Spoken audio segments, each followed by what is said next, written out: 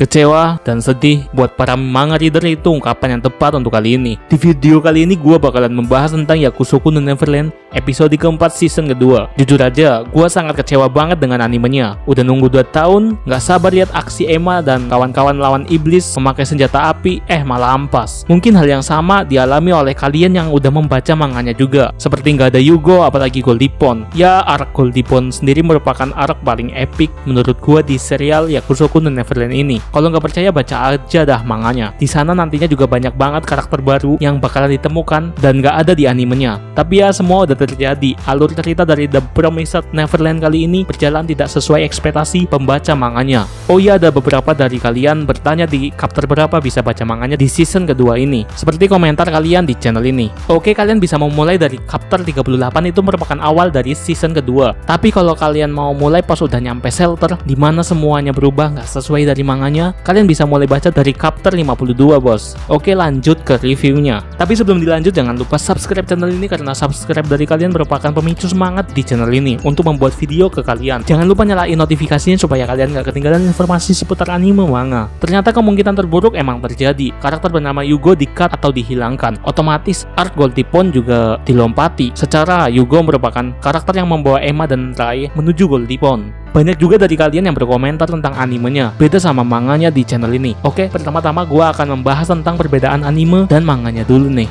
Kalau ada yang kurang, seperti biasa kalian bisa menambahkannya di kolom komentar aja. Di scene pertama, Emma mendapatkan telepon dari William Minerva. William Minerva dengan nama asli James Rattray mengatakan pada anak-anak pelarian tentang perjanjian 1000 tahun yang lalu antara manusia dan iblis. Dan dia sendiri tidak tahan dengan hal tersebut. Dan akhirnya pada rekaman itu, anak-anak pelarian tersebut disuruh untuk menentukan masa depan mereka. Padahal di manganya sendiri, Emma menerima rekaman dari telepon itu bersama Lucas di tempat rahasia di Goldipon pada chapter ke-72 dengan judul Call. Di serial animenya emang banyak banget sih yang di skip sejak episode 3 minggu lalu saat memasuki shelter. Banyak keanehan yang terjadi, apalagi hilangnya Yugo yang merupakan pemicu untuk menuju ke arc Goldipon. Lanjut lagi bahas animenya nih. Menit keempat lebih 15 detik, distrik D100. Distrik apaan itu coy? Ada apa di sana? Ini cukup membuat gua bertanya-tanya. Secara anime ini bakalan berjalan secara original, maka pembaca manga pun bingung tempat apaan sih itu. Lalu ada scene Isabella yang disamperin iblis nih. Di manganya sendiri Isabella ditampilkan kembali setelah melalui chapter 100-an lebih. Di sini ada percakapan di mana Grandma dan Isabella berbincang dan membuat kesepakatan dengan iblis, yaitu kesepakatan bahwa Isabella akan diberikan kebebasan. Artinya Isabella bakalan bisa keluar dari peternakan. Hal itu mungkin untuk membantu para iblis mengejar anak-anak pelarian. Operasinya tuh untuk mencabut pelacak yang ada di dalam tubuhnya. Dan juga ada scene saat Isabella dibisikkan sesuatu yang gua sendiri belum tahu apa dari isi bisikan tersebut. Mungkin diberi kesempatan untuk pergi ke dunia manusia atau menjadi grandma atau apa gitu menurut kalian. Isi sendiri di kolom komentar coba menurut kalian.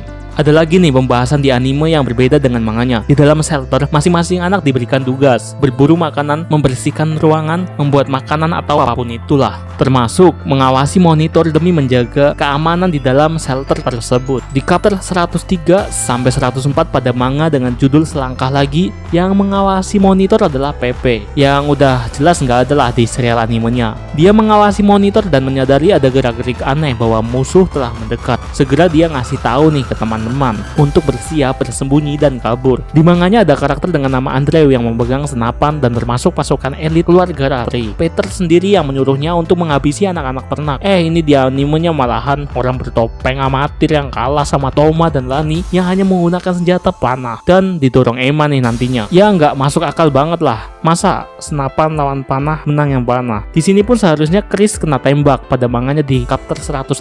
Sedangkan di serial animenya Chris malah maju paling depan sebagai petunjuk arah. Di manganya yang berhadapan dengan pemburu anak-anak pelarian adalah Yugo dan Lucas dari peternakan Glory Bell yang udah kabur 13 tahun lebih dulu daripada Emma dan kawan-kawan. Yang udah pasti berpengalaman dalam bertarung. Itu pun mereka kesulitan dan harus berkorban. Oh iya, satu lagi kelupaan. Saat Don dan Rosie terjebak, ada scene di sini harusnya Rosie bersama dengan Lucas pada manganya di chapter 104. Dan saat mereka berhasil kabur di luar shelter, Rai menyuruh mereka semua lari dan pada akhirnya tertangkap semua. Emma dan Rai mulai kaget karena tiba-tiba ada iblis liar yang menyerang para pengejar itu coy. Bedanya di manga yang mengejar para ternak adalah Andrew sendiri yang udah terluka parah akibat war di dalam shelter bareng Yugo dan Lucas. Hal ini terjadi di chapter 111, tamu tak diundang. Andrew di sini menyandra Alicia dan Dominic dan pada akhirnya nanti dikalahkan nih oleh iblis liar yang memakannya dari belakang. Ya alurnya emang dicepetin dan dibikin agak mirip, cuman diganti-ganti yang memang bagi pembaca manganya sangat mengecewakan. Lebih dari 60 chapter di skip lah, dan yang di skip itu pas bagian badasnya coy. Nggak ada aksi Emma dan kawan-kawan megang senapan dan malah megang panah anjir. Intinya fix serial anime Yakusoku no Neverland sangat berbeda dengan manganya, itu fakta. Emang ada kesamaan scene yang diganti atau dipotong gitu, tapi malah justru mengacaukan alur menurut gua selaku pembaca manganya. Oke, di sini gua bakalan memberikan beberapa pendapat yang menyebabkan manganya dan animenya berbeda. Langsung aja nomor 1, mungkin ada beberapa kalangan internasional yang keberatan dengan kekerasan yang ada pada serial anime ini. Seperti anak-anak di bawah umur memegang senapan lah atau melawan monster. Pertarungan yang cukup sadis juga ada di serial anime ini juga.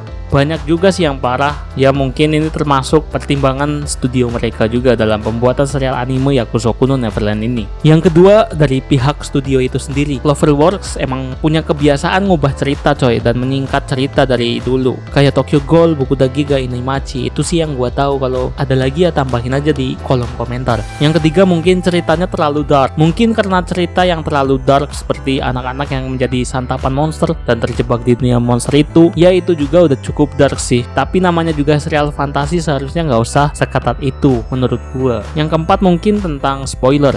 Hal ini juga bisa jadi pemicu pergantian plot di serial animenya karena banyak spoiler bertebaran, apalagi sekarang ada medsos. Informasi sangat cepat menyebar. Tapi banyak juga anime lain yang seperti ini bos. Ya kayaknya nggak bisa dihindari. Tapi tetap aja Yakusoku no Neverland melakukan adaptasi yang berbeda dengan manganya. Yang kelima, mungkin dari endingnya. Banyak dari pembaca manganya yang nggak puas dengan ending dari Yakusoku no Neverland ini. Tapi karena yang terjadi di episode keempat season kedua ini mungkin tambah nggak puas lagi. Maksud dari Cloverworks sendiri mungkin ingin mengganti ending dari Yakusoku no Neverland ini. Ya nggak seperti manga lah intinya. Semoga aja endingnya jadi lebih baik. Di scene terakhir, Emma dan kawan-kawan berlari ke hutan untuk menuju ke tempat D100. Kira-kira tempat seperti apakah itu? Ya gua juga penasaran sih mau dibawa mana alur cerita serial anime ini. Memang gua pribadi sangat kecewa dengan hal-hal yang mengejutkan di season kedua ini. Tapi semua udah terjadi dan terpaksa harus ngikutin juga. Tapi memang masterpiece ini tetap ada pada manganya. Jangan lupa kalau kalian mau baca manganya di online, kalian bisa memulai di chapter 52. Oke, mungkin segitu dulu aja pembahasan episode keempat Yakusoku no Neverland kali ini. Jangan lupa like video ini. Terima kasih buat kalian yang udah nonton, share juga buat yang berkenan. Sampai jumpa di